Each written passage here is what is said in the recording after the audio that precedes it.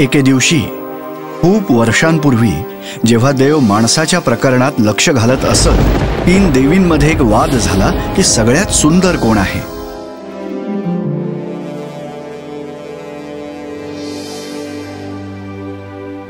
अमर्त्य देवांची राणी असल्यामुळेच मी सगळ्यात सुंदर आहे. माझी लाडकी हिरा, तू देवाची राणी असशील, पण मी तर शहाणपणाची देवी आहे. आणि शहाणपण म्हणजे सौंदर्य, आणि सौंदर्य म्हणजे शहाणपण, आणि ते दोन्ही एकच आहेत. काहीतरीच हिरा, मी प्रेमाची देवी आहे आणि माझ्याजवळ प्रेमाची शक्ती आहे, म्हणून मीच सुंदर आहे. पुरे झालं. माझ्याजवळ एक उपाय आहे तुमच्या समस्येवर. झूसने सुचवलं की एक स्पर्धा आयोजित करावी, कोण सगळ्यात सुंदर आहे हे पाहण्यासाठी.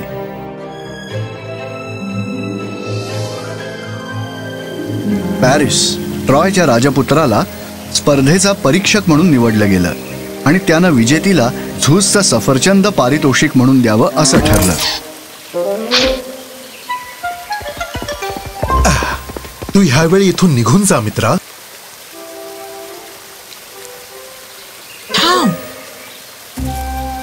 ते सफरचंद खाऊ नकोस, कारण ते देवाकडून आलंय. देवांकडून? खरं तर झूस कडून. झूस माझ्यासाठी सफरचंद का पाठवतील? हे पारितोषिक आहे जे तू आमच्यापैकी एकीला देशील, तुला जी सगळ्यात सुंदर वाटेल तिला. हा तर माझा सन्मानच आहे पॅरिस. आता मी तुमचा बराच वेळ वाचू शकते. मला हे पारितोषिक दे आणि मग देवांची राणी म्हणून मी तुला शक्ती प्रदान करेन. एक राजपुत्र म्हणून तुझ्याकडे आधीच बरीच शक्ती आहे. मला हे सफरचंद दे, मग मी तुला प्रचंड शहाणपण देईन.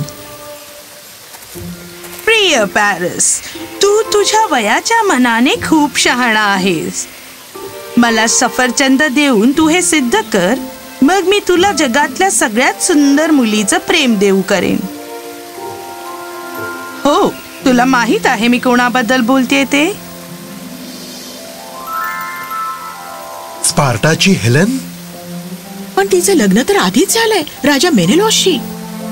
एक साधीशी गैरसोय आहे. माझं आई आणि ती झ्यूसची मुलगी आहे, आमच्यासारखी अमर. झ्यूसला हे अजिबात रुचणार नाही. मी झ्यूसची काळजी घेईन. किती सुंदर आहे ना ती, आणि ती तुझी होऊ शकते संपूर्णपणे एका सफरचंदाच्या मोबदल्यात. कदाचित ही चांगली गोष्ट नाहीये. जर माझ्याबद्दलची भविष्यवाणी खरी असेल तर मला तिची काळजी वाटायला हवी. भविष्यवाणी? ते तुझ्या आईच्या स्वप्नापेक्षा जास्त काहीच नव्हतं. ट्रॉय तुझ्या किंवा आणखीन कोणाच्याही हातून जळणार नाही. मला माझ्या आई वडिलांनी त्यागलं आणि एक मेंढपाळ म्हणून सोडून दिलं, ते निवळ ह्या स्वप्नापायीच. तुम्हाला याची इतकी खात्री का वाटते? कारण त्यानंतर तुला पुन्हा तुझा राजपुत्राचा दर्जा बहाल करण्यात आला आणि तो ट्रॉयचा महान समर्थक झालाय. आता मी तुला हेलेनच्या हृदयाचा समर्थक होण्याची संधी देते. काय म्हणतोस तू? तर जे होणार आहे ते असं.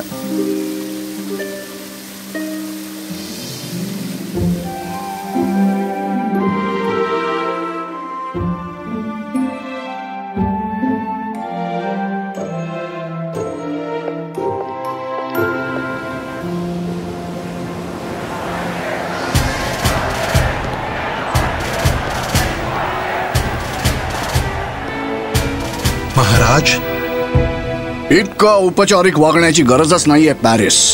तर स्पार्टाला अचानक भेट देण्याची इच्छा कशी काय झाली राजकुमार? राजकीय औपचारिकता, राजा मेनेलॉस, आणि अर्थात तुम्हाला भेटण्याची आकांक्षा. ऐकून बरं वाटलं. खूप काळ लोटला आहे. ये, मला सांग की तुझे वडील कसे आहेत? माझी बायको हेलन. हे बघ कोण आलाय आपल्याला भेटायला. गुड डे महाराणी हेलेन. माझा परिचय करून देतो. माझं नाव आहे. थांब, मला ह्या राजपुत्राच्या नावाचा अंदाज घेऊ दे जो आम्हाला भेटायला आला आहे. ठीक आहे.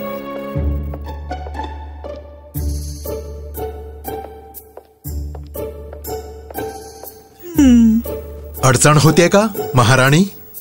नाही महाशय, काही वाद चाललेत मनात. कसले वाद? मी किती विश्वसनीय असं तुला वाटतंय? त्याच्या नावाबद्दल?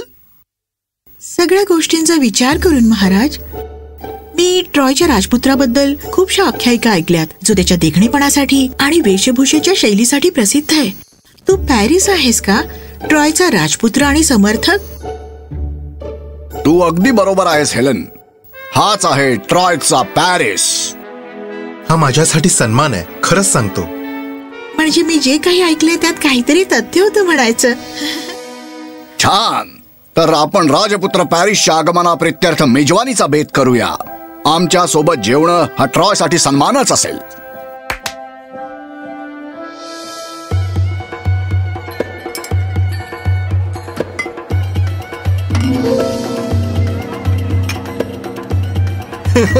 आणि मग ते अस्वल उभं राहिलं आणि म्हणाले की नाही, पण हे तसंच आहे. मी कधीच तुझ्या सोबत अस्वलाच्या शिकारीला जाणार नाही.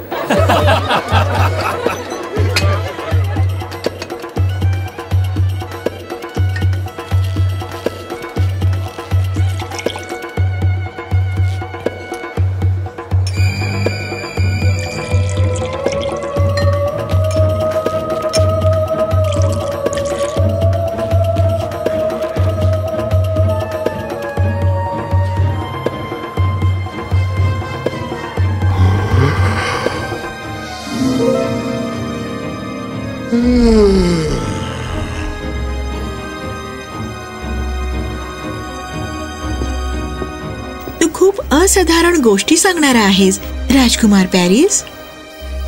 खूप खूप आभार महाराणी. स्पार्टासाठी आणि ट्रॉयसाठी यांचं मिलन सदैव असंच राहो. राणी सोबत नाचणी करणार? मला आनंदच होईल.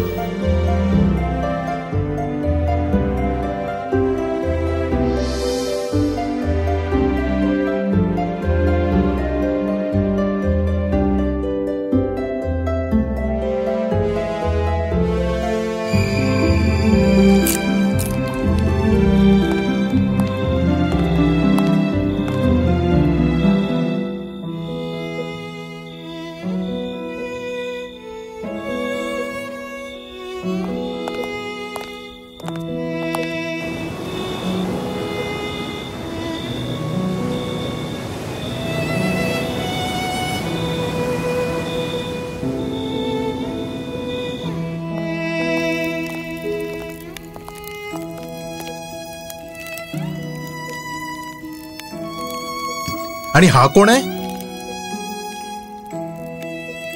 मला काहीच कल्पना नाही. मला वाटतं की मला हे समजलंय. मला वाटतं की मला समजलंय. जोपर्यंत काय? काही नाही, जाऊ देत. ह्याच्याबद्दल काय म्हणशील? जोपर्यंत काय? जोपर्यंत तू इथेच कायम न राहण्याचा विचार करतेस. मी इथं कायम का राहू नये पॅरिस? माझ्यासोबत ये हेलन, ट्रॉयला. का म्हणून तुझ्यासोबत यावं? कारण मी आणखी कोणाही पेक्षा तुझ्यावर प्रेम केलं हेलन. पण तू तर मला ओळखतही नाहीस. तू नव्हतीस तेव्हा तुझं प्रेमच माझी सोबत करायचं आणि प्रेमाला बरोबर ओळख पटते. माझं जहाज आपली वाट पाहतंय. ये, मग मी तुला पहाटे सारख्या आणि उन्हाळ्यातल्या गार पावसासारख्या पवित्र प्रेमाचा प्रत्यय देईन. आम्हाला घेऊन चल मित्रा, लवकर.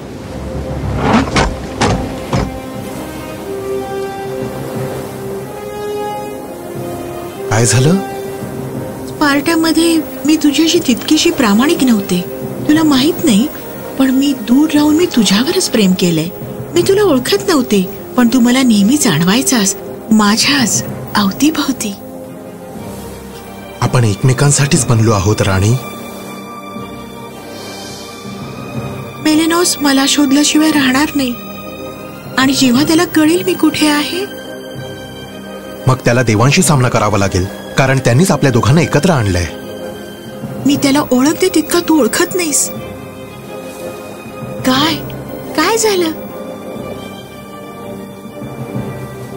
या रात्रीच्या मिट्ट काळोखात सुद्धा तुझं सौंदर्य माझ्या अंतरात एका दिव्याप्रमाणे तेवतंय. मला ट्रॉय बद्दल सांग. महाराणी, तुम्ही जागे आहात का? महाराणी,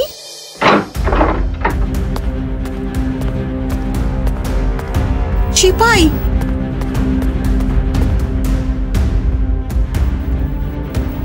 हेलन, सगळीकडे शोधा, एकही जागा सोडू नका. महाराज, या 2 दासी म्हणतायत त्यांना माहित आहे राणी कुठे आहे ते. त्यांना इथे घेऊन ये.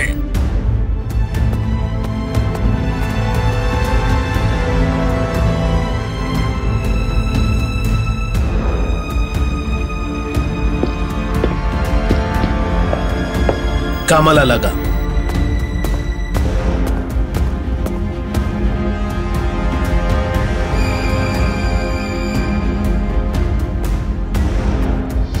युद्ध सल्लागारांची सभा बोलवा. होय महाराज.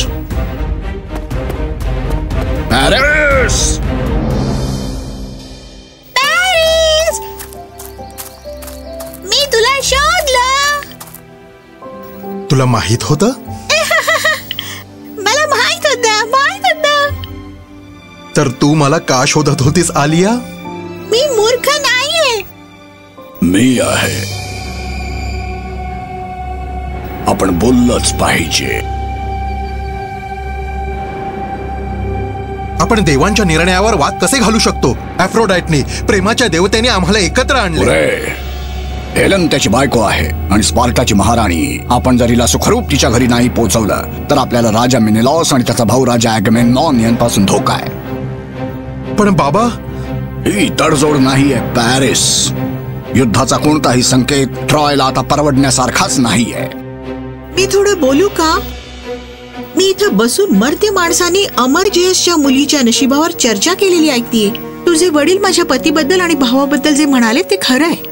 ते सहज हार मानणार नाहीत आणि मीही नाही. मी तुमच्या मुलावर मनापासून प्रेम करते आणि मी त्याच्यापासून कधीही दूर होणार नाही माझ्या देहाने. एक राजा म्हणून मला स्पार्टाचा आणि त्याच्या मित्र राष्ट्राचा सामना करणं योग्य वाटत नाही. पण देवांची इच्छा पूर्ण झाली नाही म्हणून मला त्यांच्या क्षोभाचा सामना करणंही खूपच जोखमीचं वाटत आहे. असं वाटतंय की मी माझ्याच राज्यात नाकारला गेलोय. तुझं इथं स्वागत आहे आता आणि ह्या पुढेही. माझ्या दूताला बोलावून घ्या. मेनेलॉसला संदेश पाठवा की दैवी प्रेम इतक्या सहजासहजी घाबरणार नाही. हेलन जी आता ट्रॉयची झाली आहे ती इथंच राहील.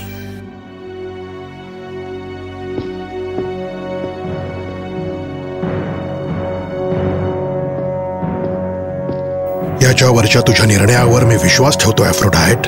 तुझ्या दखल देण्यामुळे होणारं आणखी एक युद्ध मला परवडणार नाही.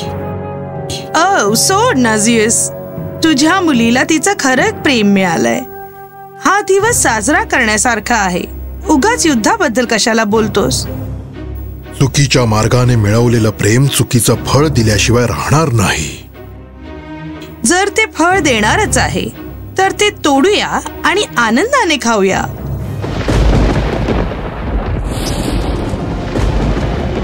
माझ्या संयमाचा अंत पाहू नकोस ॲफ्रोडाइट. जर हेलेनाला काही इजा झाली तर तुला देवाच्या झाडावरून नासक्या फळाप्रमाणे उपटून काढलं जाईल. हो ठीक, आशा करूया असं काहीच होणार नाही.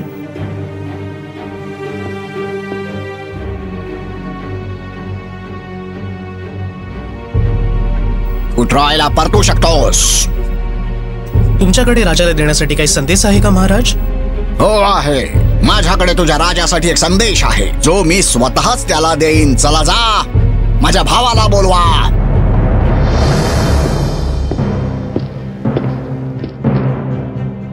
स्पार्टावासियांनो, आज आपण आपल्याकडून चोरीला गेलेली वस्तू परत मिळवणार आहोत. जेव्हा आपण आपल्या ध्येयापर्यंत पोहोचू आपण तुटून पडणार आहोत त्यांच्यावर. दयामाया न दाखवता, दयामायेच्या पेक्षाही न करता अकेलेच आणि फिलॉक्टिटीज हल्ल्याचे आदेश द्या. चला आता जा, स्वतःसाठी लढा, एकमेकांसाठी लढा, आपल्या राजासाठी लढा आणि स्पार्टासाठी लढा. जा,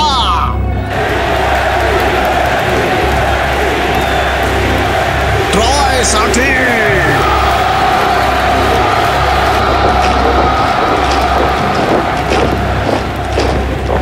जगातलं कोणतंही सैन्य या ताकदीचा मुकाबला करू शकत नाही. सैन्य नाही पण स्त्री करू शकेल. होय, आणि जर ती सुंदर असेल तर नक्कीच. 1000 जहाज समुद्रात सोडणाऱ्यांच्या जोमाने.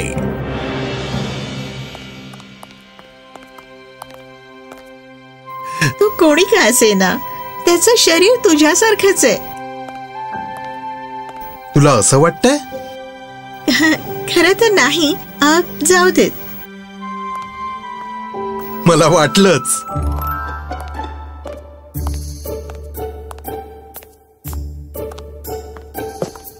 राजकुमार पॅरिस. हा, काय आहे? राजकुमार, महाराजांनी तुम्हाला सदरेवर बोलावलं आहे. सदरेवर? त्यांनी घाई करायला सांगितलंय.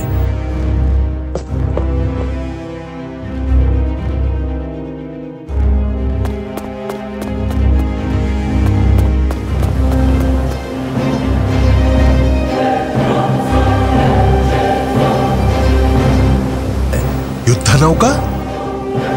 स्पार्टन आणि मायसिनियन युद्धनौका. 1001 तरी नक्कीच असतील.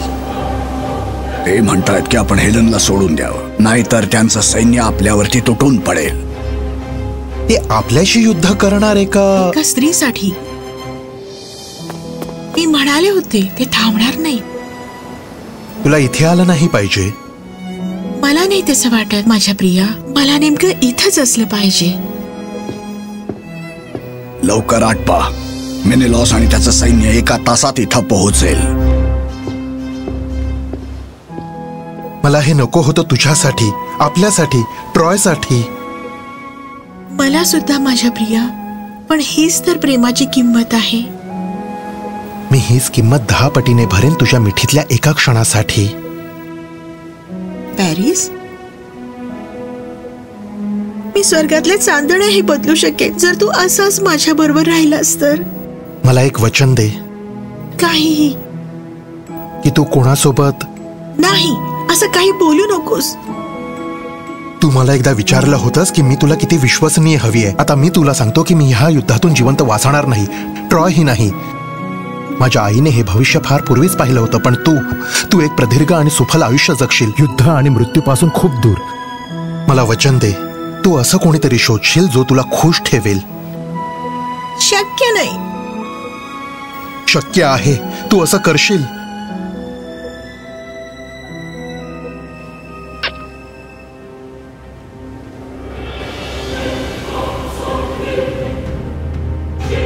मला गेलं पाहिजे. वचन दे, वचन दे हेलन. मी वचन देते.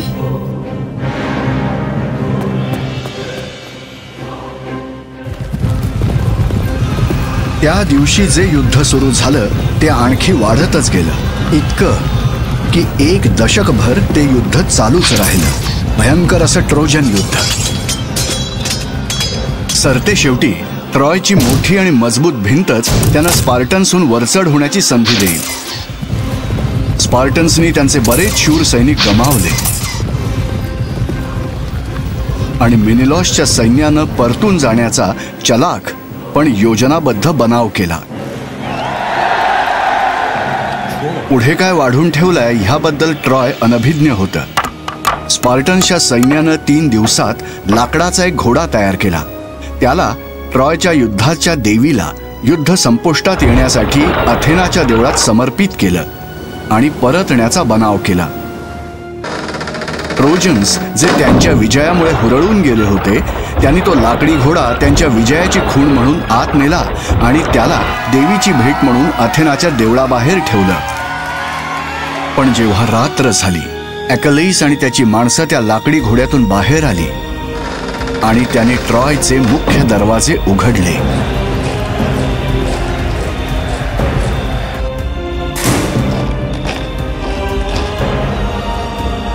बरीच माणसं मारली गेली. अभूतपूर्व असा रक्तपात झाला.